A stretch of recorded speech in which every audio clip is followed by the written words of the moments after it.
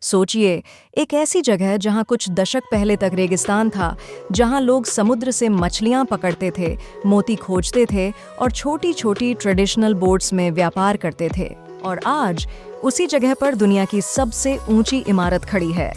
Artificial islands हैं, दुनिया के सबसे बड़े शॉपिंग डेस्टिनेशंस हैं, ड्राइवरलेस मेट्रो है और दुनिया भर से आए लाखों लोग हैं।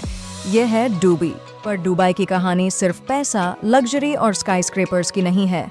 ये कहानी है एक छोटे से डिजर्ट सेटलमेंट से एक ग्लोबल सिटी बनने की।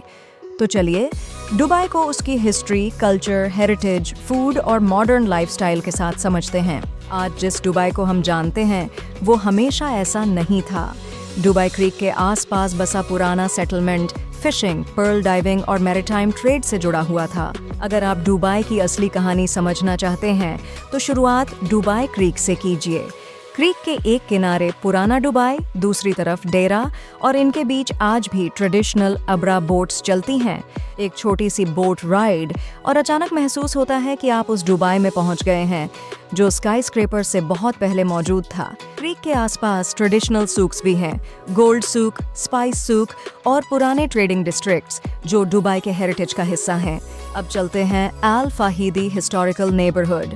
यहाँ traditional wind towers, narrow lens, courtyards और पुराने स्टाइल के बिल्डिंग्स दिखाई देते हैं। ये नेबरहुड दुबई की उस लाइफस्टाइल को दिखाता है जो मॉडर्न स्काईस्क्रेपर से सदियों पहले मौजूद थी। यहाँ चलते हुए महसूस होता है दुबई ने अपना अतीत मिटाया नहीं, बल्कि उसे अपने भविष्य के साथ जोड़ दिया। 20वीं सेंचुरी में दुबई तेजी से बदलने लगा। व्यापार बढ़ा, पोर्ट और इंफ्रास्ट्रक्चर विकसित हुआ और फिर ऑयल ने यूएई की इकोनॉमी को बदलने में महत्वपूर्ण भूमिका निभाई।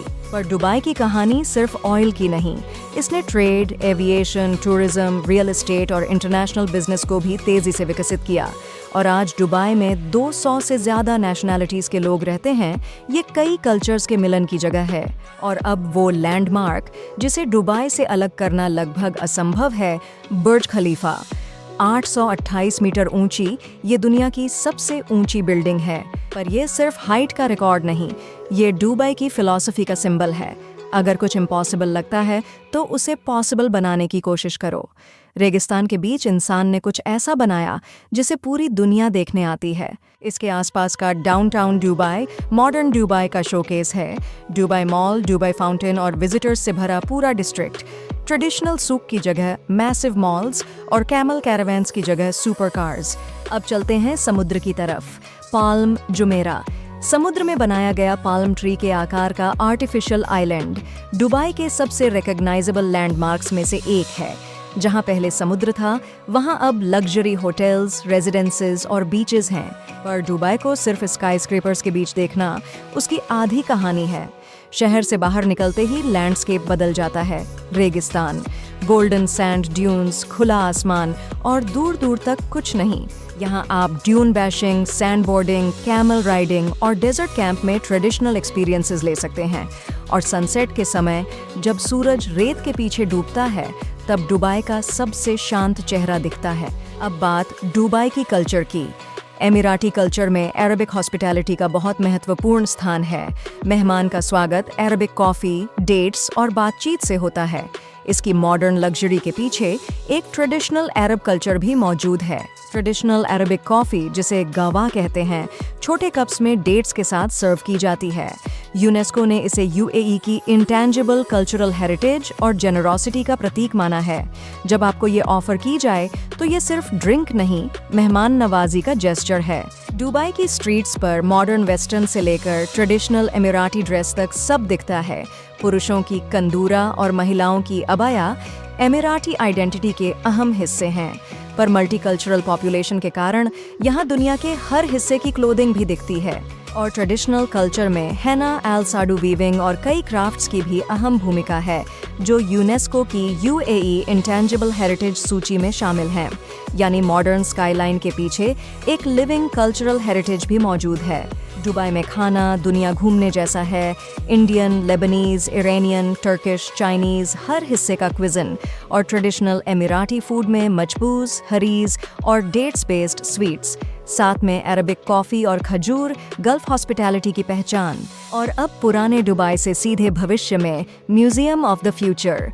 2022 में इनॉग्रेटेड ये बिल्डिंग फ्यूचर टेक्नोलॉजीज, सोसाइटी और आने वाले डेकेड्स की पॉसिबिलिटीज़ पर फोकस करती है। एक तरफ अल फाहेदी की पुरानी गलियां, दूसरी तरफ museum of the future. Dubai की बात हो और शॉपिंग की ना हो, ऐसा हो ही नहीं सकता।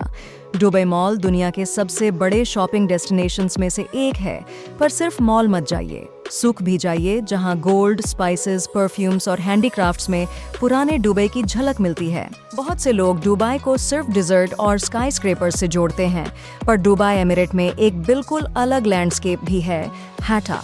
यहाँ माउंटेन्स, वैलीज, नेचुरल पूल्स और आउटडोर एक्टिविटीज़ हैं, यानी एक ही ट्रिप में आप स्काई स्क्रेपर से माउंटेन्स तक जा सकते हैं। अब सबसे ज़रूरी सवाल, कितने दिन चाहिए? पहली बार के लिए 4 से 5 दिन एक अच्छा स्टार्टिंग पॉइंट है। डे 1 मॉडर्न दुबई, बुर्ज खलीफा, डाउनटाउन और Dubai mall. Day 2 Old Dubai, Al Fahidi, Creek, Abra Ride, Gold or Spice Souk. Day 3 Desert, Safari, Dune Bashing, Camel or Sunset. Day 4 Palm Jumeirah, Dubai Marina, JBR और Beach. और Day 5 आपकी पसंद, museum of the future, Hata या फिर पूरा दिन shopping और food के लिए। दुबई कब जाए? इसका क्लाइमेट गर्म और सनी है, इसलिए आउटडोर साइटसीइंग के लिए कूलर मंथ्स ज़्यादा कंफर्टेबल रहते हैं। गर्मियों में टेम्परेचर बहुत ऊंचा हो सकता है, पर इसी वजह से इंडोर मॉल्स और म्यूजियम्स भी टूरिज्म का बड़ा हिस्सा हैं। घूमने के लिए मेट्रो, बसेस, टैक्सीज और कार्स सब उपलब्ध हैं। मेट्रो कई प्रमुख टूरिस्ट एरियाज को जोड़ती है और घूमने का प्रैक्टिकल ऑप्शन है, पर डिजर्ट या हेटा जैसे एरियाज के लिए अलग ट्रांसपोर्ट की ज़रूरत पड़ सकती है। और कुछ ज़रूरी बातें, दुबई एक मुस्लिम मेजॉरिटी सिटी है, इसलिए लोकल लॉज और कस्टम्स का सम्मान करें। पब्लिक प्लेसेस में अप्रोप्रिएट बिहेवियर, रिलीजियस साइट्स पर मॉडेस्ट क्लोथिंग, फोटोग्राफी में प्राइवेसी का सम्मान और अल्कोहल रेगुलेटेड एक्टिविटीज़ में लोकल रूल्स ज़रूर फॉलो करें। दुबई को देखकर आज यकीन करना मुश्किल है कि कभी यही जगह एक छोटा कोस्टल सेटलमेंट थी, जहां फिशिंग, पर्लिंग, ट्रेडिंग और रेगिस्तान था। फिर समय बदला, इंफ्रास्ट्रक्चर बदला, इकोनॉमी बदली और सबसे महत्वपूर्ण, सोच बदली। आज एक तरफ अल फाहिदी की पुरानी दीवारें, दूसरी तरफ बुर्ज खलीफा, एक तरफ अब्रा बोट, दूसरी तरफ सुपरकार, एक तरफ अरबिक कॉफ़ी, दूसरी तरफ म्यूजियम ऑफ द फ्यूचर। यही दुबई की पहचान है। इसने अपने अतीत को छोड़कर नहीं, बल्कि साथ लेकर भविष्य बनाया। दुबई सिर्फ एक शहर नहीं, एक ट्रांसफॉर्मेशन है, एक आइडिया है कि अगर विजन बड़ा हो तो रेगिस्तान भी एक ग्लोबल सिटी बन सकता है। दिस इज़ दुबई, जहां अतीत की रेत से भविष्य की स्काईलाइन खड़ी हुई।